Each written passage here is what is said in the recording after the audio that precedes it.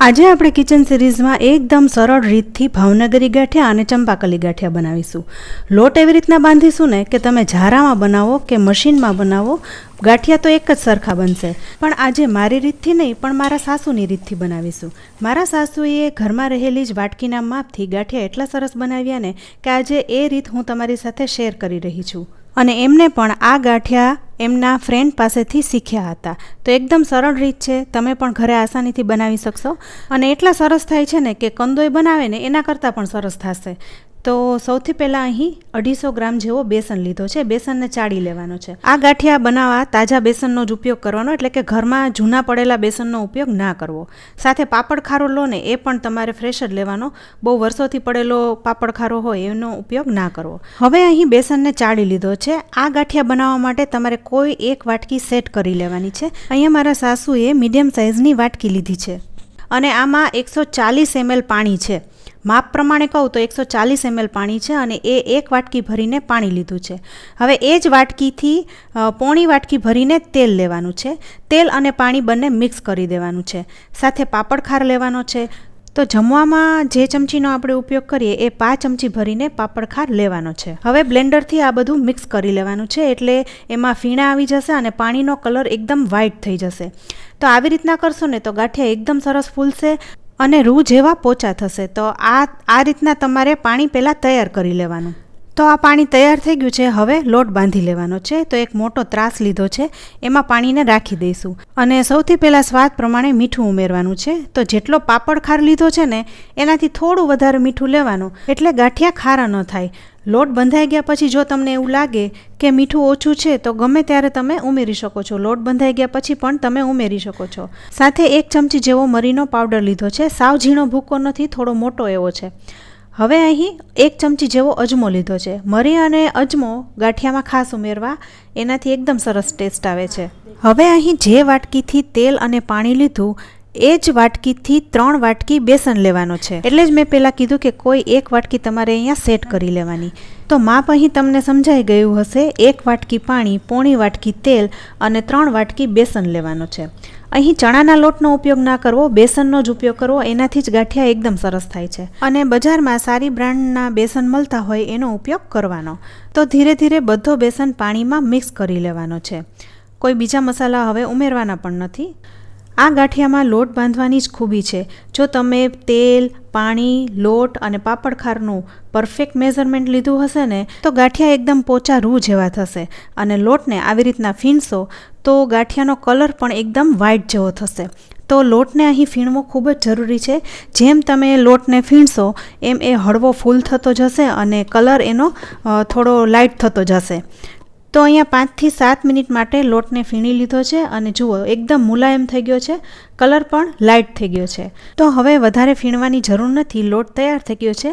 તો આ લોટને સંચામાં પણ ભરી શકો છો, પણ આજે હું ઝારામાં ગાંઠિયા બનાવી રહી છું. હવે જો તમે કિચન સિરીઝના રેગ્યુલર વિડીયો જોતા હશો ને તો તમને ખ્યાલ હશે કે 3-4 દિવસ પહેલાં જ મેં ટમટમ ગાંઠિયાની રેસીપી મૂકી હતી અને એમાં આવી જ રીતના લોટ બાંધીને મશીનમાં ગાંઠિયા બનાવ્યા હતા, તો પણ એકદમ સરસ થયા હતા.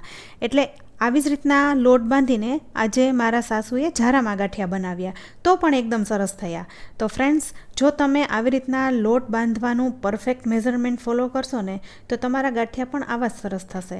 હવે તેલ અહીં મીડિયમ ગરમ થઈ ગયું છે, બહુ વધારે તેલ ગરમ નથી કરવાનું અને એની ઉપર ઝારો ગોઠવીને લોટને આવી રીતના ઘસી લેવાનો છે. હાથેથી થોડો ભાર દેવો એટલે ગાંઠિયા લાંબા પડે. સાથે મેં લોયાને સાણસીથી પકડી પણ રાખ્યું છે એટલે છટકે નહીં. અહીંયા ગાંઠિયા પાડવાનું કામ થોડું ઝડપથી કરવું, કારણ કે ઝારો જલ્દીથી ગરમ થઈ જતો હોય છે. તો હવે ઝારાથી ગાંઠિયા પાડી લીધા છે. તમે જોઈ શકો છો કેટલા સરસ થયા છે, તરત જ ફૂલી ગયા. સાથે એક વાત ખાસ યાદ રાખવાની કે તેલનું ટેમ્પરેચર વધારે ન હોવું જોઈએ, ગાંઠિયાનો કલર ચેન્જ ન થવો જોઈએ. મીડિયમ ટુ લો ફ્લેમ ઉપર ગાંઠિયા બનાવશો ને એટલે ગાંઠિયાનો કલર પણ આવો સરસ થશે. તો આ બધી ટિપ્સ અને ટ્રિક્સ તમે બરોબર ફોલો કરશો ને તો તમારા ગાંઠિયા પણ આટલા સરસ બનશે.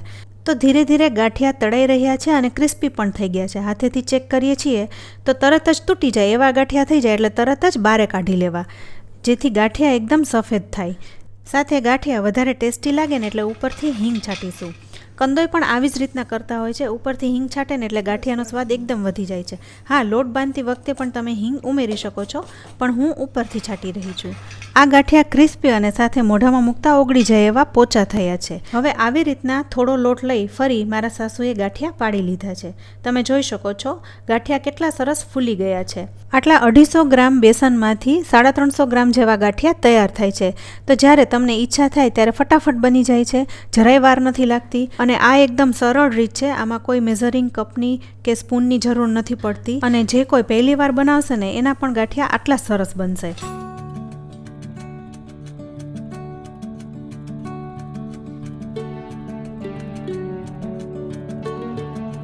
હવે અહીં આપણે ભાવનગરી ગાંઠિયા બનાવી લીધા. હવે આ જ લોટમાંથી ચંપાકલી ગાંઠિયા બનાવીશું.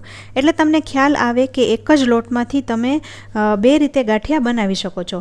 જો તમે સંચામાં બનાવશો ને તો પણ સરસ થશે. તો જારા ઉપર પાણી લગાવી દીધું છે અને હવે મારા સાસુ ગાંઠિયા પાડી લેશે. ગાંઠિયા પાડતી વખતે થોડો ભાર દેવો અને ફટાફટ પાડી લેવું, કારણ કે જારો છે એ જલ્દીથી ગરમ થઈ જતો હોય છે. તો આવી રીતના તમે ગાંઠિયા ઇઝીલી તૈયાર કરી શકો છો. હવે સાથે જો આ લોટને તમે મશીનમાં ભરી દો તો ચંપાકલી ગાંઠિયા પણ આવી જ રીતના બની જશે. હવે જારામાં જે લોટ ચોટ્યો હોય ને એ તરત જ ઉખેડીને લોટ ભેગો મિક્સ કરતા રહેવાનું, એટલે લોટ વેસ્ટ પણ નહીં જાય અને જારો ચોખ્ખો થઈ જાય.